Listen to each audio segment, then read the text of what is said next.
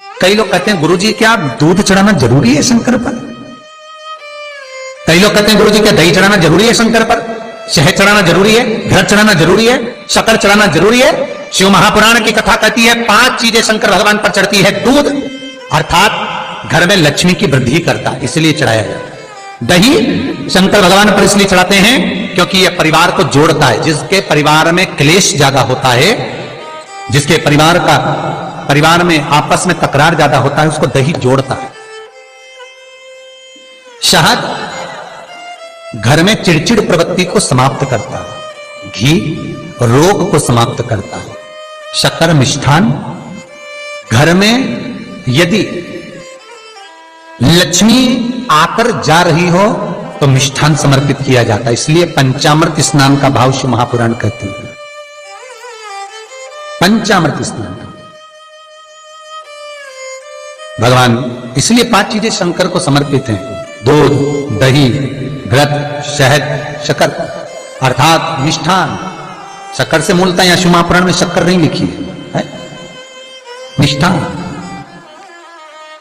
अब लोग शक्कर पीस कर अभिषेक करते हैं, परंतु मिष्ठान अर्थात गाय के दूध से निर्मित कोई मिठाई,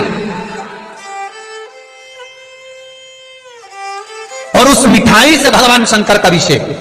अब लोग भले शक्कर रखने लगे शंकर जी के अभिषेक में, पर यहां शक्कर नहीं लिखा है, यहां मिष्ठान।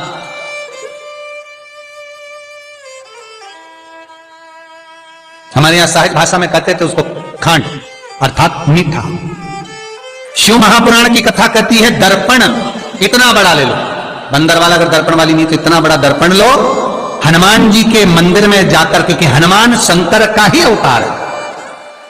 हनुमान जी के मंदिर में जाकर हनुमान जी के उल्टे पांव का थोड़ा सा सिंदूर, चरण का थोड़ा सा सिंदूर एक कागज में लेकर आ जाइए। और हनुमान जी के छोटे भाई, हनुमान जी 6 भाई हैं, उसमें गतिमान, हनुमान जी के छोटे भाई गतिमान का नाम लो, और गतिमान का नाम लेकर उस दर्पण पर सिंदूर से त्रिशूल बना दो। सिंदूर से त्रिशूल बनाकर उस दर्पण को घर के बाहर, दर्पण का मुख बाहर की ओर, ऐसे बाहर की ओर मुख कर दर्पण को घर के बाहर या दरवाजे पर, बिल्डिंग पर, ऊपर जाली में, फ्रंट में कहीं पर उसको लगा दीजिए। महाराज केवल शंकर का स्मरण कर गतिमान का नाम लेकर हनुमान के उल्टे पांव का सिंदूर का त्रिशूल बनाकर जो दर्पण को लगा देता है, आपको 1 महीने के अंदर अंतर मालूम पड़ जाएगा कि पिछले जो महीने निकले हैं उस महीने का अंदाजा लगाना कि घर में लोग कितने बीमार पड़ते थे, और इस दर्पण को लगाने के बाद बीमारी कम हुई कि नहीं हो कम तो ठंडा कर देना, क्या जा रहा है, पर करके जरूर देखना। विश्वास रखकर करोगे, भगवान शिव का अनुमोदन कर भगवान शंकर पर विश्वास रखकर करोगे तो बीमारी घेर नहीं सकती। अकाल मृत्यु हो मरे जो काम करे चंडाल का, काल उसका क्या बिगाड़े जो भक्त हो महाकाल का। शंकर की आराधना करने वाला, शिव का स्मरण करने वाला, शिव का निवेदन करने वाला, शिव अर्चना में डूबने वाला, शिव का अनुमोदन करने वाला कभी दुखी नहीं हो सकता। तो शिव महापुराण की कथा कहती है शंकर को जितना जल प्रिय नहीं, शंकर को जितना बेल प्रिय नहीं, शंकर को जितना शमी प्रिय नहीं, शंकर को जितना दूध दही प्रिय नहीं, शंकर को अगर कुछ प्रिय है तो सत्य प्रिय है। सत्यम शिवम सुंदर। इसीलिए हमारे यहां शास्त्र कहता है, ब्रह्मा जी केतकी के फूल को लेकर आए, उसने झूठ बोला। ब्रह्मा जी गाय को लेकर आए, शंकर भगवान के सम्मुख में झूठ बोला। ब्रह्मा स्वयं झूठ बोले तो सिर कटा, कर्मनाशा नदी प्रकट हुई। और शिव महापुराण की कथा कहती है शंकर को सत्य प्रिय है, अगर झूठ बोला है। इसीलिए शिव महापुराण का स्पष्टीकरण किया जाए, वर्णन किया जाए, तो पहले के समय में अदालत नहीं होती थी, पहले के समय में पंचायत नहीं हो सकती थी, पहले के समय में कोई सभाएं नहीं होती थी, पहले के समय में कोई निर्णायक मंडल नहीं होता था, पहले के समय में केवल एक निर्णय होता था। गांव के लोग ले जाकर शंकर के मंदिर में खड़ा कर देते थे और कहते थे उठा गंगा जली, और कहते तुमने ऐसा नहीं किया। गंगा जली उठाकर कह दे कि तूने ऐसा नहीं करा। क्यों गंगा जली उठवाते थे? क्योंकि लोगों ने शिव महापुराण सुन रखी थी। शिव महापुराण में श्री वेद व्यास जी वर्णन करते हैं कि शंकर के मंदिर में, शंकर के औतले पर, शंकर के मंदिर के अंदर, शिव की चौखट पर, शंकर के अनुमोदन में, शिव महापुराण के अंतर्गत शंकर के अनुमोदन में शिव मंदिर में, शिव चौखट पर अगर कोई भूल से भी झूठ बोल देता है तो उसकी जिंदगी नरक जैसी निकलती है महाराज। इसीलिए कहते तो उठा गंगा जली और कह दे तुम्हें ऐसा नहीं, उठा बोल दे। आपके भी जीवन में अगर किसी को कष्ट है, फिर निवेदन करूंगा, मंदिर में अगरबत्ती भले मत लगाओ, मंदिर में दीप भले मत जलाओ, मंदिर में पेड़ा भले मत चढ़ाओ।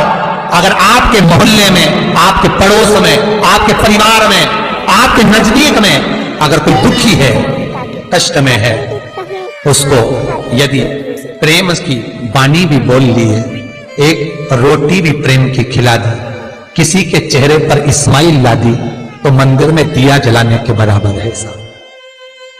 मंदिर में दीप जलाने के लिए बेलपत्र भगवान माता पार्वती के अश्रु से है, रुद्राक्ष भगवान शंकर के अश्रु से है, शमी पत्र उमा और महेश्वर भगवान शंकर के विग्रह के सुख से जो जल प्रकट हुआ है, उस जल से शमी की उत्पत्ति है महाराज। दोनों के मिलन से, दोनों के मिलन से। जैसे एक मुखी से लेकर 14 मुखी तक रुद्राक्ष होते हैं, आपको पहले भी कथा में कहा, एक मुखी से लेकर 14 मुखी तक रुद्राक्ष होते हैं।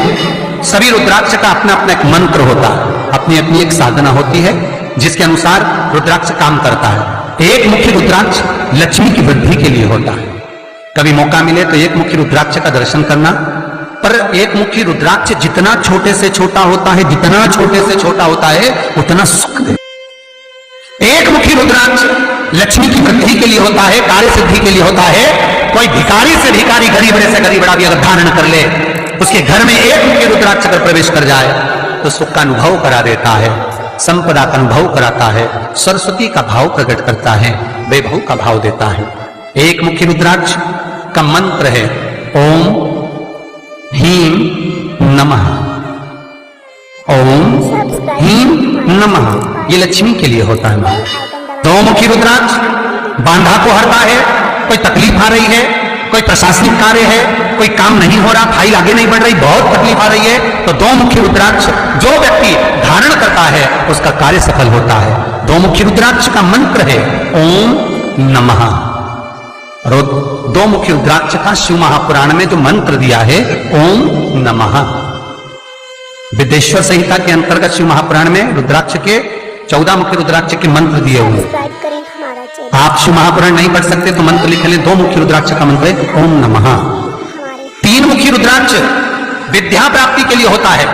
कैसा भी अनपढ़ से अनपढ़ व्यक्ति हो, जिसको विद्या में रुचि ना हो, पढ़ ही नहीं पा रहा हो, चित्त वृत्ति ही ना लग रही हो, मन ही ना लग रहा हो, परसेंट कम से कम होते जा रहे हो, तीन मुखी रुद्राक्ष उस बच्चे के गले में लाल धागे में डाल दीजिए। नहीं डाल सकते तो बच्चे के कमरे में जहां वो पढ़ता है, विद्याध्ययन करता है, उसके कमरे में लगा दीजिए। तीन मुखी रुद्राक्ष का मंत्र है ओम क्लीं नमः, ओम क्लीं नमः। ये तीन मुखी रुद्राक्ष का मंत्र है। इन मंत्र को कैसे सिद्ध करना है वो आपको 14 मुखी के रुद्राक्ष के पूर्ण होने पर वर्णन करना। तीन मुखी रुद्राक्ष का वर्णन है ओम क्लीं नमः।